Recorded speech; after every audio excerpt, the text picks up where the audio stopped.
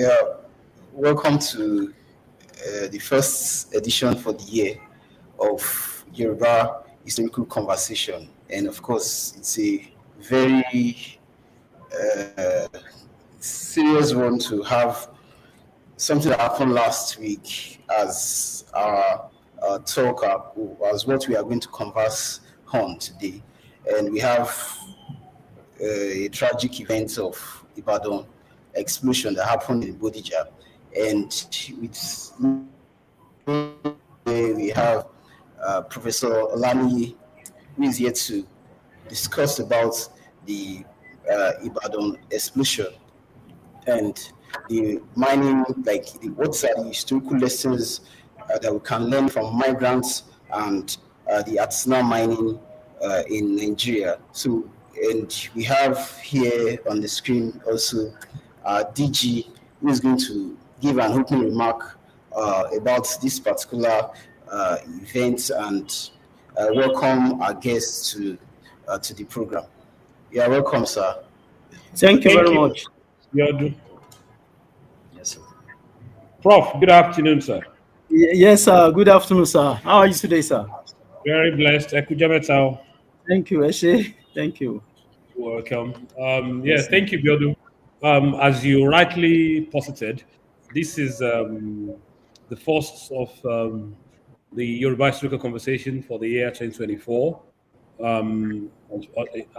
Unfortunately, we are starting it in somber circumstances based on the events that happened last week, Tuesday in Ibadan, that shook a large parts of the city. Unfortunately, I lost a personal friend, died in the incident. But it is what it is. Of course, there's been stories flying around that some migrant workers from certain parts of West Africa are the ones. And that's what I'm saying. Stories flying around because one has to be very sure before you make definitive statements. But if going by what the majority is saying, that the epicenter of where the blast took place is occupied by some miners who kept whatever it is, bombs, rockets, dynamites, stored it in a residential area, which is tragic enough. But the topic that Prof is going to look at this afternoon is now going to trace the history of migrants, workers, and mining in Nigeria in particular. I don't do mining, but I have friends who are into mining and some solid minerals, and they attest to the fact that a large chunk of those in that business are from outside Nigeria. And then you're asking yourself, yes, there's an influx, but how do you regulate them? I come from a part of Osun State called Ilesha, and I know that several parts of the outskirts of Ilesha is completely degraded by those prospecting for gold. And more than 90% of those doing this, they are not from that part of the world. They are nowhere near from Ijesha land. A lot of them are actually migrant workers from outside the country.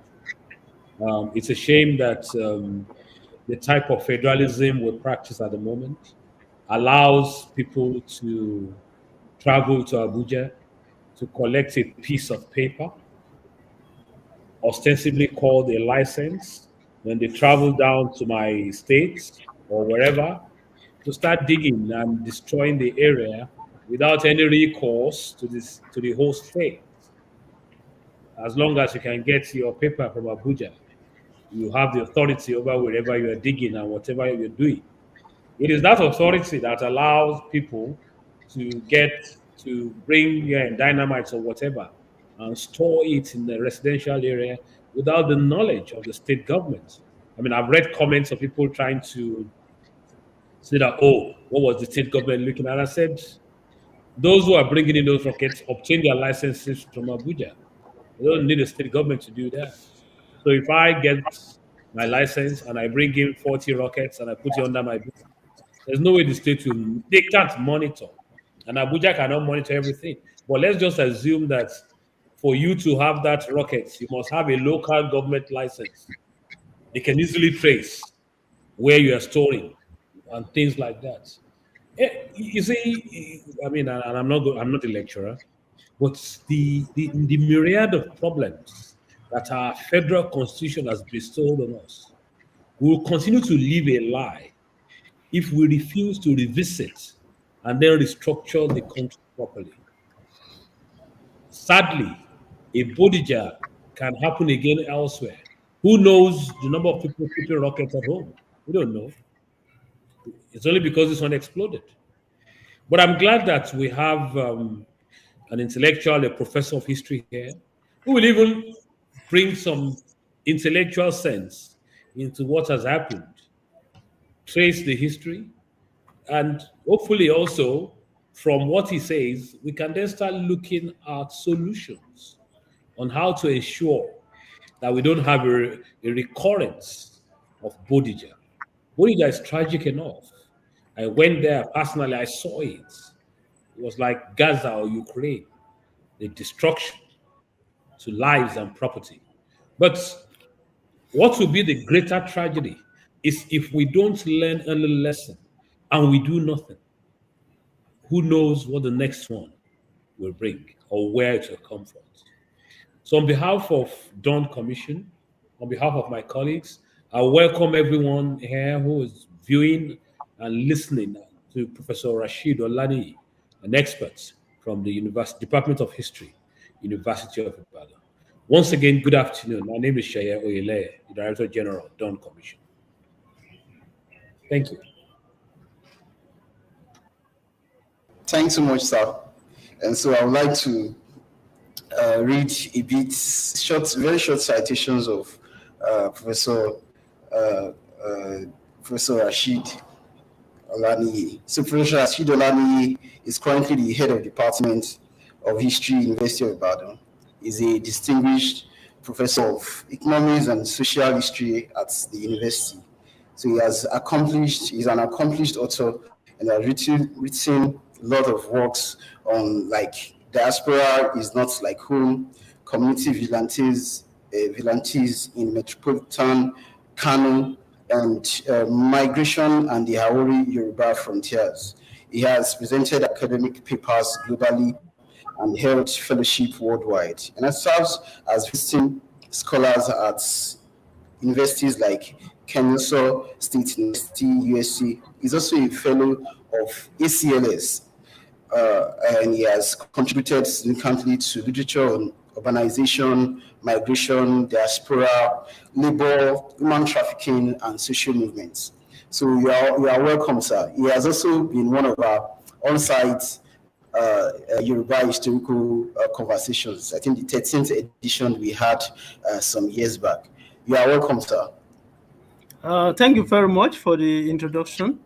Let me acknowledge and thank the management of the Dawn Commission for inviting me to share some thoughts on the unfortunate incident at Bodija. I commiserate with the families that lost their loved ones, lost properties, and those that are displaced. So the topic before me this evening is Ibadan explosion, historical lessons on migration and artisanal mining in Nigeria. I started looking at this subject around 2011 when I got a grant from American Council of Learned Societies. So I did a lot of interviews at the Gemstones Market in Ojo, Old Bank, Ibadan. And I also interacted with a lot of gemstone dealers who migrated from West African countries of Senegal, the Gambia, Mali, Guinea, and so on. So the The deadly blast that rocked the city of Ibadan on 16 January was one disaster too many, as we all know. It claimed many lives and destroyed several properties. Many people were injured and displaced. As of yesterday, I think they were still trying to look for a lot of dead bodies in the rubble. So, despite the largeness of Ibadan, it's very amazing that the impact of the explosion was felt throughout the city. Yes, Ibadan is considered the largest indigenous city in West Africa, but the impact was felt throughout the city. Um, if not for official sources that claim that the blast was caused by explosives stored by artisanal miners in Bodija area of Ibadan, uh, I, as a historian, will not be comfortable to talk on this matter. But because of its link to my research interest, that is why I'm presenting this discourse. So the media has reported that the twin duplex where the explosion occurred was rented by one Mahmoud Kamara, a West African migrant Okada rider. Incidentally, I've also written on Okada riding business in Ibadan between the period 1990s and the 2000s. So, I mean, so for me, it speaks a lot to my research interest. So, in this presentation this evening, my basic thesis, my basic argument is that artisanal mining in Nigeria is dominated by internal and international migrants. Internal migrants, especially when we talk about southwestern Nigeria, you have a lot of Hausa or maybe Hausa speaking groups in various parts of southwestern Nigeria. We have a lot of international migrants, whether from West Africa or from Asia. And this artisanal mining continue to cause devastating disasters in the country due to poor awareness to safety risk, lack of consideration for socio-economic context, and the interest in profiteering. So these were some of the problems that eventually culminated into the Bodija blast. So throughout history or throughout modern history, artisanal mining has never been without casualties, whether in Africa or in Asia. So casualties related to mining has always been reported, either at the mining sites or in residential areas, as we witnessed in Bodija. So indeed, illegal explosives play critical role in artisanal mining, not only in Nigeria, but also in Angola, Mozambique, South Africa, and lately, our dear country. For example, illegal explosive cost South African economy over 7 billion rand annually and present potential harm to the public as well. And as a matter of fact, South African police and immigration officials are always very proactive when it comes to the use of illegal explosive by artisanal miners and migrants that are involved in the mining sector of South Africa. So in many African countries also, artisanal mining has been connected with what we call blood diamond. Armed conflicts and civil wars in Angola, Central African Republic, DR Congo, Liberia, Sierra Leone. I mean, these are very recent and contemporary issues that we all know about. So it has also caused damage to the ecosystem. When you visit mining sites in the rural areas, you'll be amazed the kind of damage that has been done to the ecosystem and the environment generally. We can recall vividly also that in 2010, several children and women died from lead poisoning due to gold mining in Zamfara State. And some reports continue to link the rampaging forces of banditry to mining in northwestern Nigeria. So according to Nigeria Extractive Industry Transparency Initiative audit report in 2020, about 1,273 artisanal and small-scale mining conducted mining activities across the country. For me, as a scholar, I seriously doubt these statistics because I think the statistics should be far more than this. We know that quite a lot of uncoordinated mining activities and unregulated are going on almost in every part of the country. So by way of definition, artisanal and small-scale mining is mining carried out informally by miners who extract natural resources as their source of livelihood through mostly crude implements, that is simple implements and so on like that. And I think the attempt to transit from these crude implements to modern technology through profiteering processes or attempt to cut labor cost, made some of these miners to embark on the use of explosives in their mining operations. So for us in Nigeria, not much has changed with artisanal mining for several centuries. Yet, despite this crude method, mining involves high volume of trade and wealth.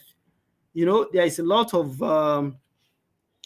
trade going on in gemstones and other mineral resources between Nigeria and Asia, between Nigeria and the US, and also between Nigeria and Europe. But all these are largely informal, possibly because of the oil wealth.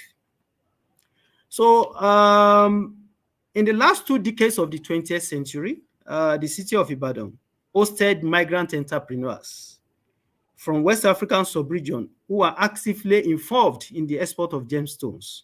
So I'm going to talk about how the culture of migration intertwined with entrepreneurship in the artisanal mining and its implications on the Nigerian economy and society. Let me also add that history has a very fascinating element, most especially the issue of continuity and change. Between 1920s and 1960s, quite a large number of Yoruba migrated from Ofa, from Inisha in Osun State, from Ogbomoso and other parts to Ghana. And many of them were involved in mining, especially diamond mining. Now, the irony of history is that in their own backyard, in their own environment, migrants from other parts of West Africa are also now involved. So this is basically fascinating to historians. So mining involves migration. In many parts of Africa, you hear that a lot of migrants are involved in mining. In South Africa, the menace of artisanal mining is largely carried out by Zimbabweans and those from Eswatini and many others. So in West Africa, mining business has been characterized by constant mobility and migration. Historically, you know, almost all the centralized states in West Africa, both old Ghana, old Mali, Songhai, Western Sudanese, Central Sudan, and then Kanem Bonu, were involved in gemstone trade. And these were largely controlled by the Madinka of Mali, Jula or Wangarawa, who are very famous for the gold trade across Western Sudan in the pre-colonial period. So for several centuries, the Soninke and the Wangarawa monopolized gemstone trade despite the intervening years of colonial rule. So those in Ibadan are also of this stock. So we are talking about a commercial heritage and a business that is inherited from several generations. So this Soninke and Wangarawa maintained their commercial heritage and family tradition in the intercontinental gemstone trade. They formed networks with their homeland, either in Mali, in Senegal, or in Guinea, or in the Gambia, and then they established diasporas, just like they have done in Ibadan. So majority of them had experiences in mining business. And like I said before, they are principally Soninke, Madingo, Fulani, Jakanke, Bambara, Madingo, and Madinka. So for the Gambians who are also involved in gemstone trade, it's new to them, new in the sense that they were formally engaged in other businesses, most especially Kampala, indigo, tie and dye, trade in antiquities, and then imported clothes and wristwatches. Some were also involved in exports of ere ibeji and other items. So the West African migrants operated from the logic of transnationalism, that is, they formed diasporas, which allowed them to move freely across ECOWAS sub-region and beyond for the export of gemstones. So migrants regarded ECOWAS sub-region as an economic unit, whether Nigerians in Ghana or the Gambians in Nigeria, they all regarded ECOWAS sub-region as an economic unit due to the free mobility protocol of ECOWAS. So the power of language also reinforced their commercial identity and hegemony in the gemstone business, which allowed them to dominate it. West African migrants and Hausa artisanal miners from northern Nigeria and Niger carried out mining trade in Ibadan, a region with modest involvement of the Yoruba host community. So that's the irony I was talking about earlier on. In the past, some Yoruba migrants in Ghana were involved in mining business, but today they are now the host of other migrants that engage in mining. So the artisanal miners and entrepreneurs represented a new process of capital accumulation in West Africa. Capital accumulation that is outside of the state. You know, the wealth or the income accrued from artisanal mining goes to private pockets, not to the states in most parts of West Africa. So they live in Ibadan city and offer employment opportunities to Hausa artisanal miners in the rural areas. So in 1999, I discovered that there were about 500 gemstone dealers in Ibadan. Most of them had their offices or shops at Old Bank, Ojo. By 2005, they have increased to almost 5,000. So now we need to talk about the emergence of mining frontiers in Nigeria and also in the Ibadan region. Of course, during the colonial period, especially from 1906, you know, the colonial government was very interested in mining, and that led to the development of Jos for tin, and also Enugu for coal. And so many mining companies were established. But by 1945, many of them collapsed. And then that now led to the emergence of artisanal miners. And it became worse because of the crude oil discovery, because Nigeria focused more on crude oil rather than other resources. So mining sites started in southern Kaduna area, especially Goma, Lafia, and Kafancha, and also some areas around modern-day Abuja. So mining sites were also discovered in Kogi, in Borno, in Nasarawa, and around Abuja, Oyo, and Ekiti states. In 1993, mining sites were discovered at Olode, Igbojai, Ofiki, Omu, along Goyen River.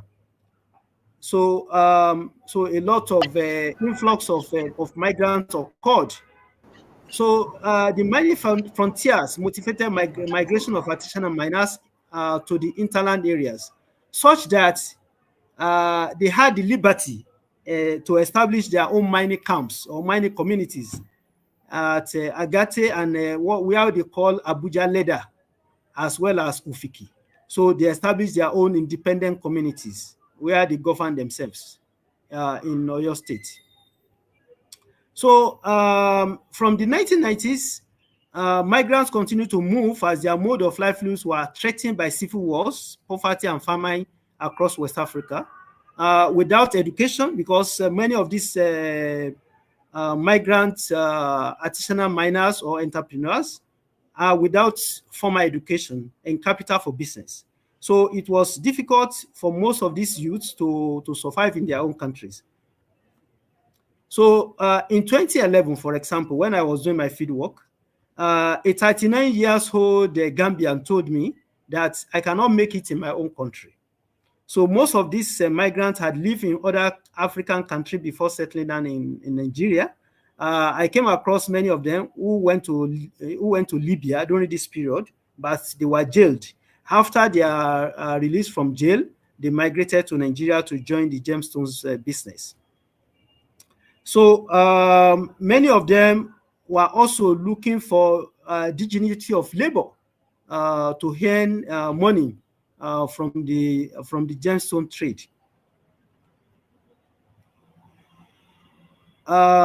So they were basically dealers in the gemstone trade. You know, in the past, I don't know, maybe it's still occurring now, especially in the cocoa farms of Ondo State and Ekiti. Traders will come, they will pay for the tree, even when the farmers were yet to harvest the fruits, especially kola nut and oranges. But traders will come and buy the tree, the fruits on the tree without being harvested. So the same pattern occurred in the gemstone trade. Many of these gemstone dealers will advance money to artisanal miners, and then the proceeds of the mining will be shared by both parties. So this continued for a very long time. So at a point, most especially from 1995 thereabout, there were companies that were registered. They got licenses from the federal government of Nigeria, and then many of them rushed to rural areas to operate. And there were also collaborations or partnership between Hausa and mining and Yoruba mining license owners. They continue to compete with the artisanal miners in order to control mining sites. So this competition led to massive attack on artisanal miners in 1998 in Oyo State, especially in the rural areas where many people lost their lives. Again, in 2001, a lot of people lost their lives in the rural areas due to mining competition and conflicts. In 2004 and 2005, artisanal miners, mostly Hausa, continue to protest exploitation by mining companies. So out of about 50 mining companies registered in Nigeria, only 15 were very active between 1990s and early 2000s. Malians, Guineans also established their own companies, but these were short-lived, possibly because of the competition from Nigerian license owners.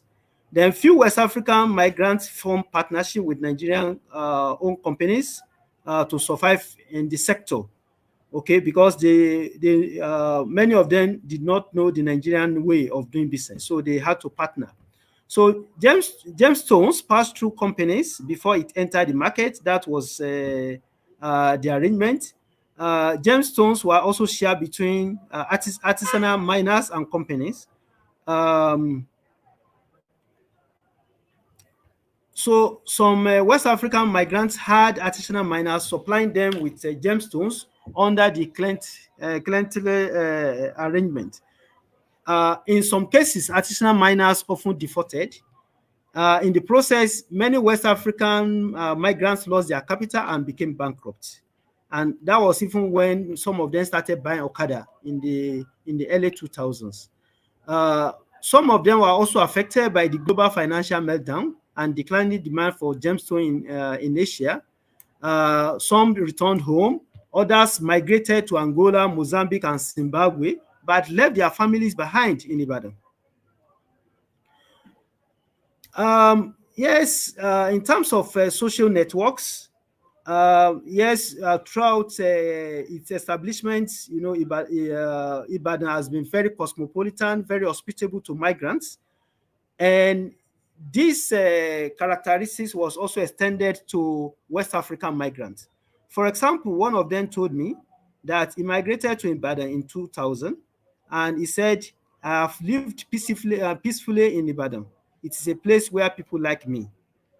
So, and I think that has also been demonstrated, that hospitality and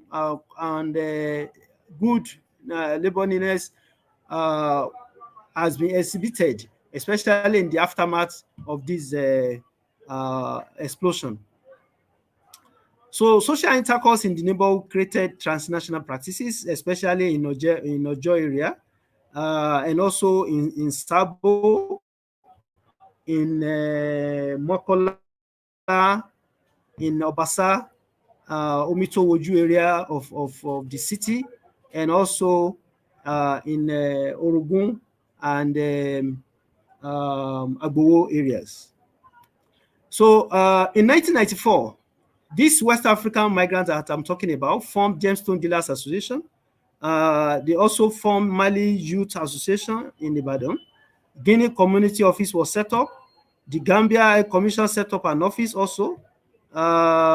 In 2009, very interesting, the Association of Nigerian Women Married to West African Migrants was formed, possibly to help them negotiate in terms of business opportunities and challenges that they face.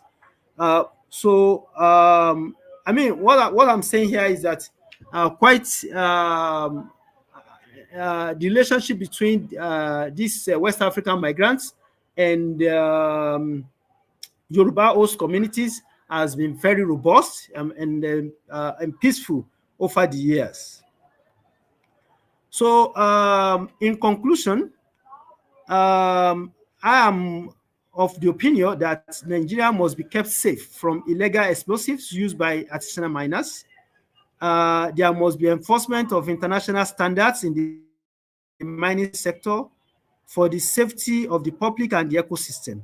And we must commend the Executive Governor of Oyo State, Governor Seyi Makinde, because in October last year, he signed executive order on mining, especially to protect mining communities against exploitation and insecurity.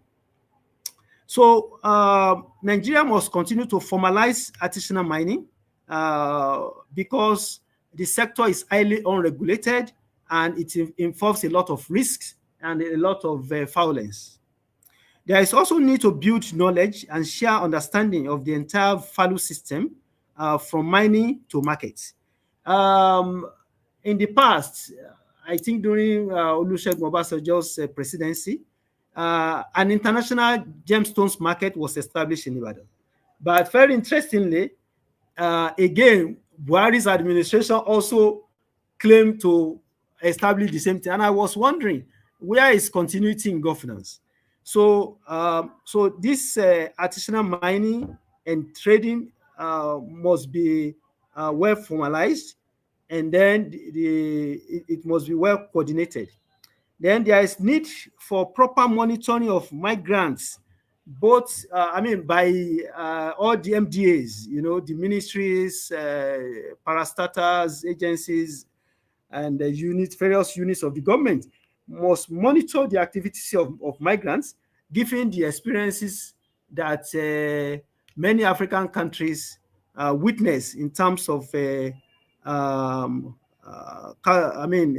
disasters associated with artisanal mining. Also, more importantly, there is a very strong need to promote economic diversification away from dependency on oil. So government must be seen and must be involved in the management of mineral resources, most especially state governments. They must be seen. Samfara has been very, very proactive in this direction. And I think Kogi State has also embraced that. Osun is coming up also with a new blueprint on the management of mineral resources in their domains. So I thank you very much for listening. God bless you. Yeah. Thanks so much for that wonderful exposition.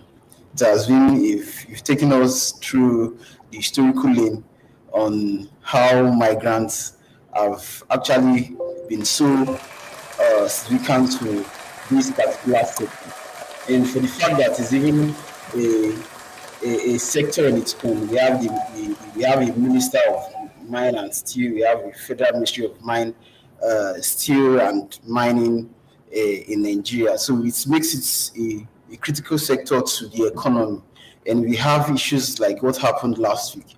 So we believe it's something that we can actually get to know what's the historical trajectory of this particular sector and its impacts. Of course, we've seen the other side of its impact, and we can. So that's one of the reasons why we've we pitched this topic, and you've really done justice to it. Yeah, we are very grateful, sir.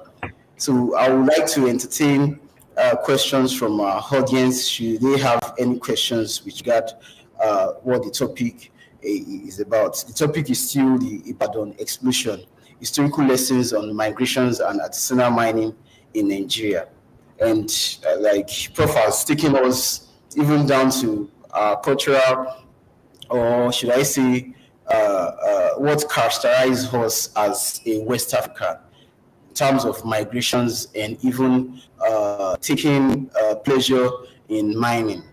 Of course, some parts of West African, or some peoples of West African, and historical antecedents. They've had a lot of historical antecedents. But how? So I want to ask, how do you think the states? Of course, you just mentioned the likes of Zamfara, the likes of Oshun, and so.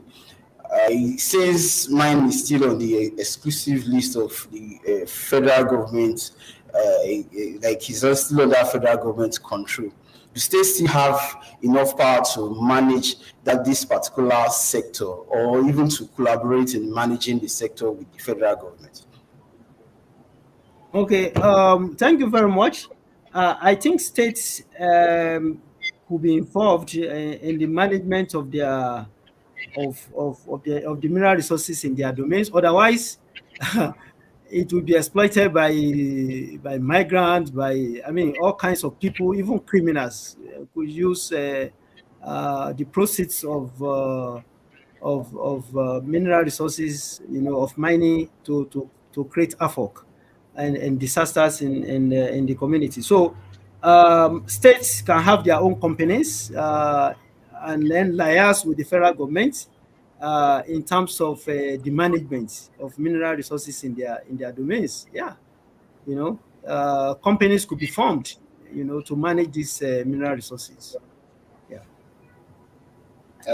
Thank you for that. I also want to ask, while our audience are trying to come up with their questions, I also like to ask about your definitions of artisanal mining, which the word you said illegal, and with regard to the initial explosion, the one that happened recently, like last week. I think it was said they were legal, they had some legal backing from the federal government. Is this not a kind of contradictory compared to what happened? Like those who were supposed, or we cannot say they are now, but at least there were speculations that it's a legal migrants that had that were involved in this explosion, kind of. So, what do you Yes, think? The legal or legal, that debate? yes, thank you very much. You see, I will not be comfortable with the sweeping generalization of illegal artisanal miners because some of them actually have those licenses. Of course, they may be more careless, because of their level of education or because of the attempt for profiteering. So some of them are actually legal artisanal miners.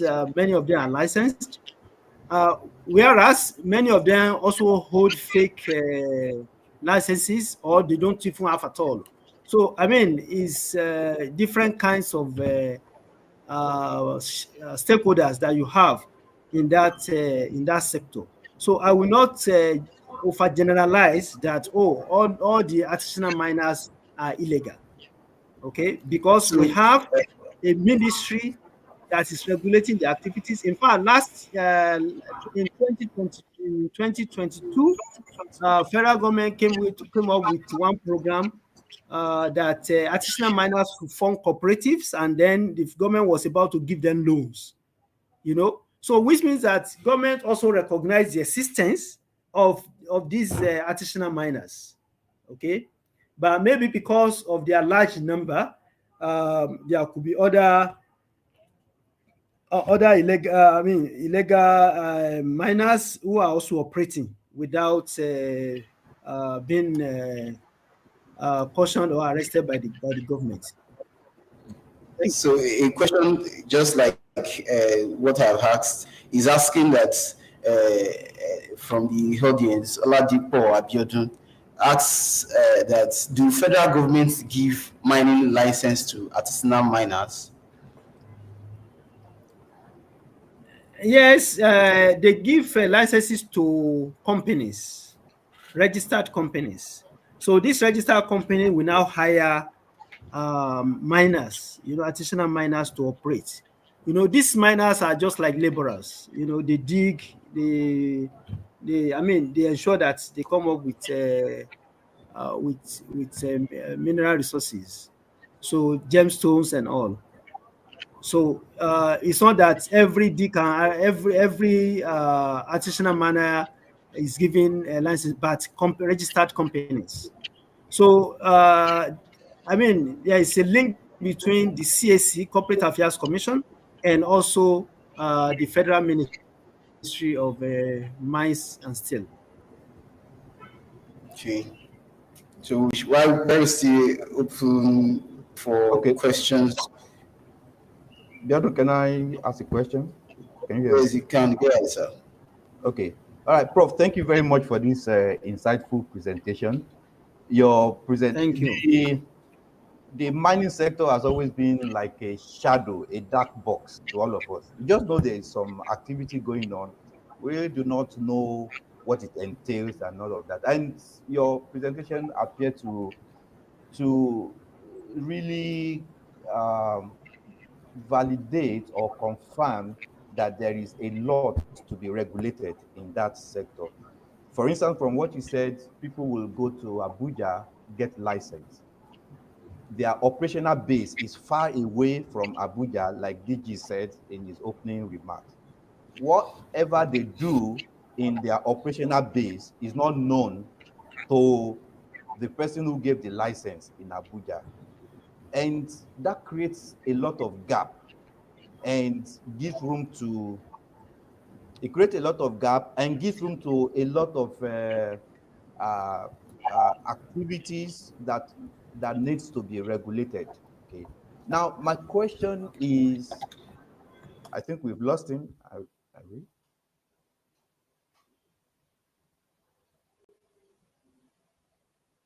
Okay, it appears we've lost him a bit. We'll wait. I think he will join us very soon.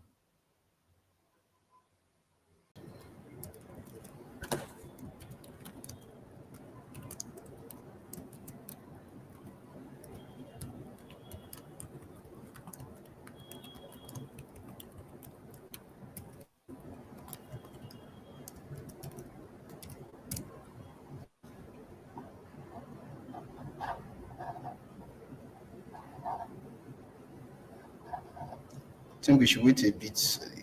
Possibly he has a network issue. A network issue, that. yes.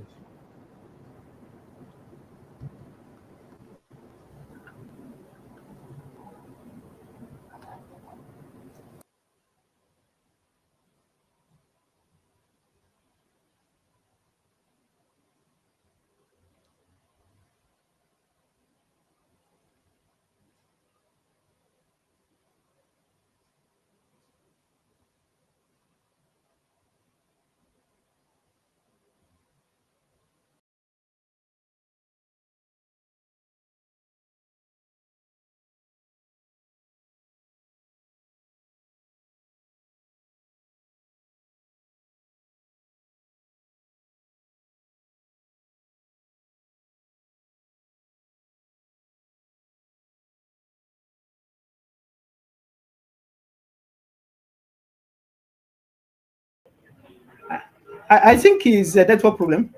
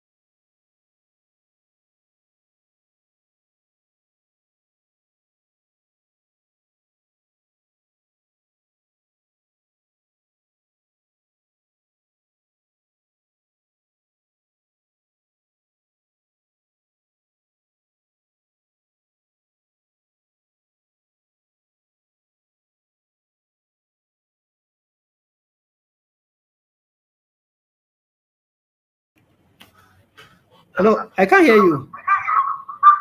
I can hear you now, sir. Okay. Hello, yes. So, sorry, I think it was a network problem. Hello.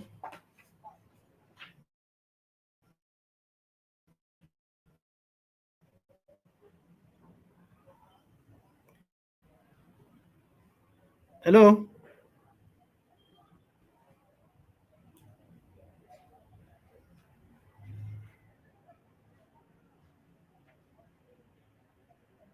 Hello.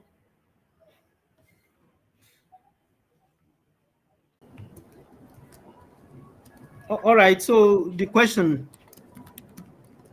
Mr. Shegun,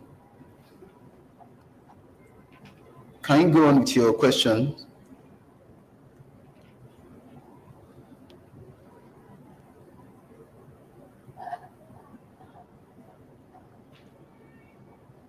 Okay, I think he's. I think no, I don't. Let me check if there are any questions around. Okay. Okay. Okay, well, while we are still trying to reach out to Mr. Shegun, I wanted to ask if you talked about the social networks and how Southwest or the Yoruba people are kind of friendly to migrants. Is this not a, of course, in the case of Ibadan explosion, is this not a curse rather than a blessing to us with regard to what happened last week? Well, I don't understand what you mean by a cause.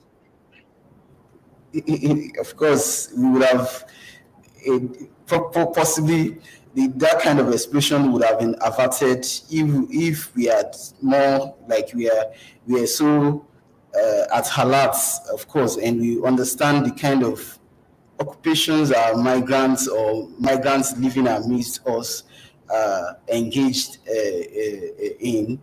So, like, do Yoruba, of course, irrespective of how we are so accommodating, do we really know those living around us?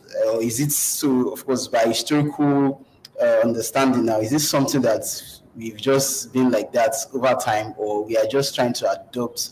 It's a new culture for us not understanding those people or settlers. I want to use the word settlers. Okay. Now, Well, the issue is that ordinarily, you may think that, okay, this is a trader, gemstone trader, a merchant who does his business in the rural areas and then come back, maybe possibly with money to take care of his family and then travel from. So this is the perception that people will have. No one would think that, oh, this type of explosive is stored in a residential area. I mean, people may not really think about that, except those who are experts, those who are fully aware of the nitty-gritty of the mining business. Those are the ones that we really know the type of tools, arsenal that is in the possession of these artisanal miners. So ordinary people may not really know that, oh, these people, they have some items that could cause devastating impact on the public. So people may not necessarily know so what they have in their homes. So this is exactly the problem, and I think what is more important is the role of security agencies, immigration and customs, most especially, because you need to know how those explosives came into the country in the first instance. In South Africa, most of the explosives used by artisanal miners are smuggled into South Africa, because ordinarily they don't have licenses to import them into South Africa.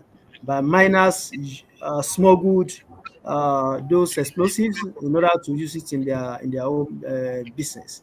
So for Nigeria, there is need for proper monitoring of items imported into the country by miners or by migrants generally.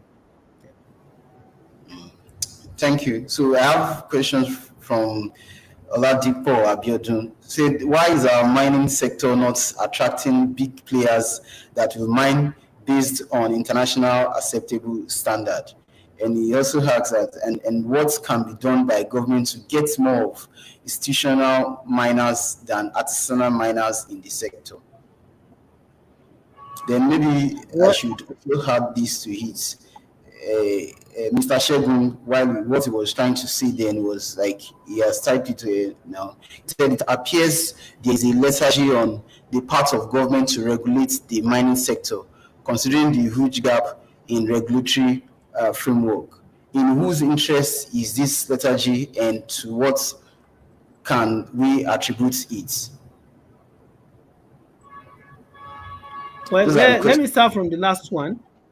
Yeah, let me start from the last one. I think a lot of individuals benefit, possibly business elite or political elite, all kinds of elites. They benefit from these artisanal mining activities going on. We have seen that in many parts of Africa and also in the third world generally, foreign capital does not pay.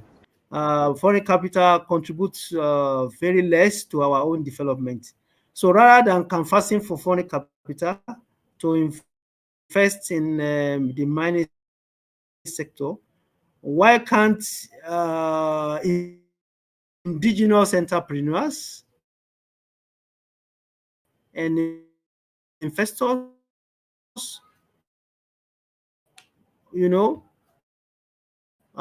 put down money, and invest in the mining sector? State governments can do that. They can engage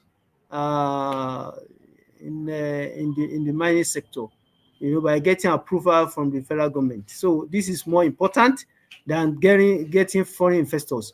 For example, in recent time, there are several Chinese miners in Ghana, and that these Chinese miners created in the country. Even here in Nigeria, many of them have been arrested as a result of illegal mining activities.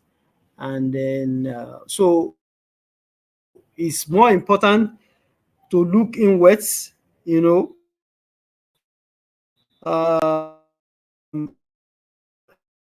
encourage indigenous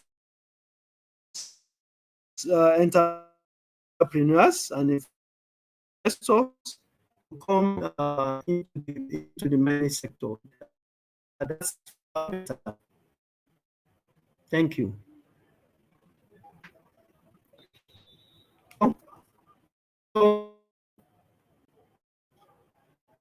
Hello. Yes, sir, I can hear you, sir. I'm with you, sir. So I think the last questions about in whose interest is the letter G of... Hello, sir. Can you hear me, sir?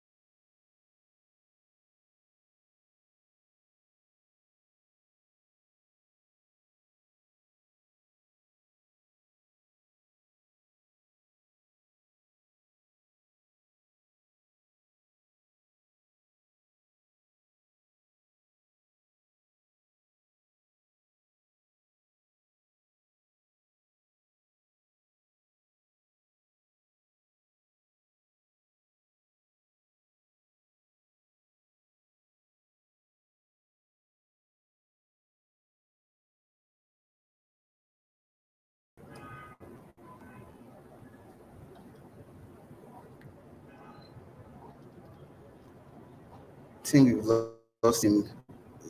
Wait, and hopefully he joins back.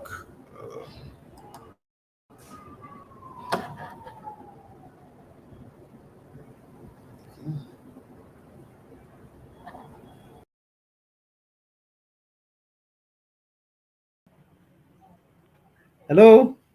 Hey, sir. We can hear you, sir. Yeah. Yes, I'm with you. Yeah. Okay. Go on.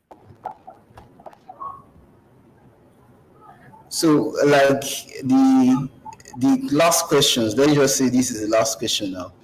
It said it appears there is a lethargy on the part of government to regulate the mining sector, considering the huge gap in the regulatory framework. Now, in whose interest is this lethargy, and to what can we attribute it? I've answered that. I said that gap, those who benefit from that gap are the power or economic elites, business elites in the country. So they benefit, and because without the opportunities that they derive from there,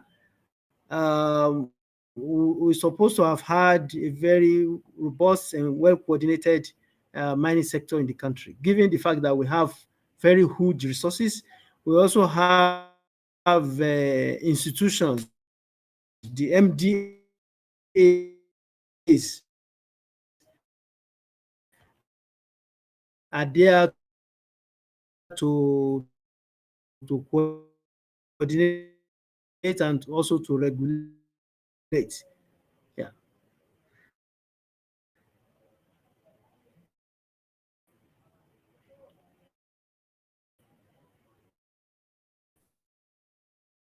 Hello. And exposing. Hello. Can you? I can hear you, sir. I can hear you, sir. I hope you are hearing me. Yeah, I can hear you, sir. Hello. I can hear you. I can hear you, sir. Can you hear me?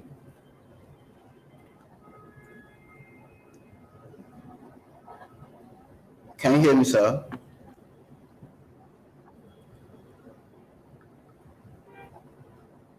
So, like, I'm just trying to round up I cannot hear since the you. network. Oh, but I can hear you. I can hear you from my hand.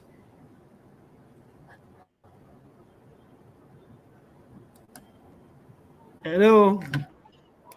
I can hear you, sir.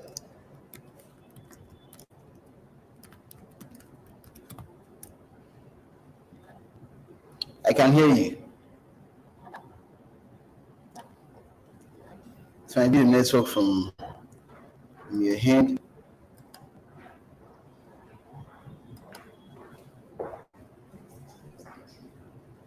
Okay, so while we're having network issues, I can just wrap it up from here. And we've had a very interesting conversation with Professor Olaniyi, and yeah, there are some key points, or we can call it the takeaways, that mining sector is dominated by internal and international migrants in southwest Nigeria, especially, and Ibadan to be precise. Then, of course, he also emphasized the fact that artisanal mining has never been without its casualties all over the world. He identified the casualties that happen in South Africa and some other countries in the world. He also emphasized that that the mining sector is mostly dominated by unregulated activities, and some of his recommendation is the fact that the states should also get involved in this as a regulatory body for these sectors to avert what another event that the kind of event that happened last week in Ibadan, in the area of Bodija, for subsequently. So we really appreciate Professor Olaniyi for his insightful lecture and for giving us a historical lessons. We've learned a lot from his lecture today, and we hope to continue the conversations on the same YouTube channel. YIC, you can please subscribe to our YouTube channel. We hope to have more and more interesting conversations with you. Thanks so much. And okay, sir. Hello, sir. Can you hear me, sir?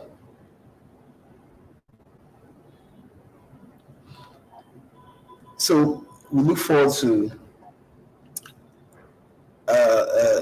try and subscribe to our YouTube channel, and we look forward to more interesting conversations with you, with everyone. Yoruba history, Yoruba culture, and Yoruba traditions. Do have a nice day.